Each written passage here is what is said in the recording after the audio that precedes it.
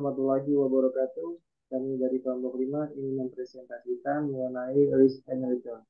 Dengan kelompok yang pertama ada Kemang Wandana Saputra, Ilham Mustafa, Imam Saputra, dan Danu Aji Nugroho. Apa itu risk and return?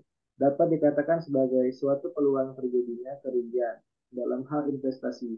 Maka kerugian ini dapat adalah kerugian uang. Risiko berarti sesuatu kemungkinan terjadinya hasil yang tidak diinginkan atau berlawanan dari yang diinginkan. Sedangkan tingkat pengembalian atau return adalah keuntungan yang akan didapat atau bisa diartikan sebagai kompensasi. Dalam hal investasi, maka kompensasi ini dapat dari adanya inflasi atau kenaikan harga-harga barang. Nah, selanjutnya, Hubungan antara resiko dan tingkat pengembalian atau return. Hubungan antara resiko atau risk dan tingkat pengembalian return adalah sebagai berikut. Yang pertama, bersifat linear atau searah. Yang kedua, semakin tinggi tingkat pengembalian, maka semakin tinggi pula resiko. Yang ketiga, semakin besar aset yang kita tempatkan dalam keputusan investasi, maka semakin besar pula resiko yang timbul dari investasi tersebut. Yang keempat dan terakhir, kondisi linear hanya mungkin terjadi pada pasar yang bersifat normal. Baik, selanjutnya disampaikan oleh Saudara Komang. Resiko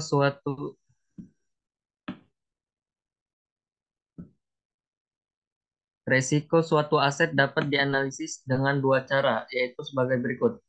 Yang pertama dengan cara berdiri sendiri atau stand alone. Aset ini dianggap terpisah. Aset stand alone risk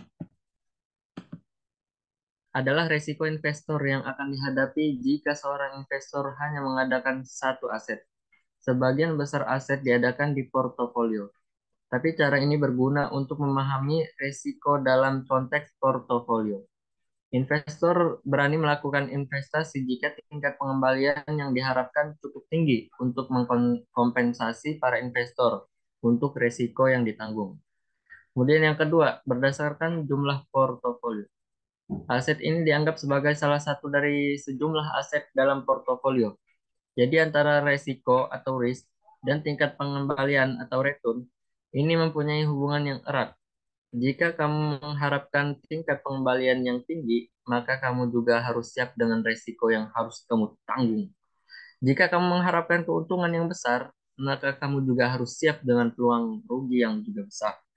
Dalam industri keuangan, ada istilah yang berbunyi, high risk bring about high return, yang bisa diartikan dengan tingginya resiko yang ditanggung akan membawa peluang hasil yang besar juga.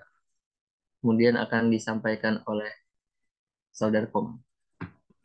Kesimpulan, dalam kehidupan manusia sebagai makhluk hidup, masalah keuangan menjadi salah satu masalah yang penting.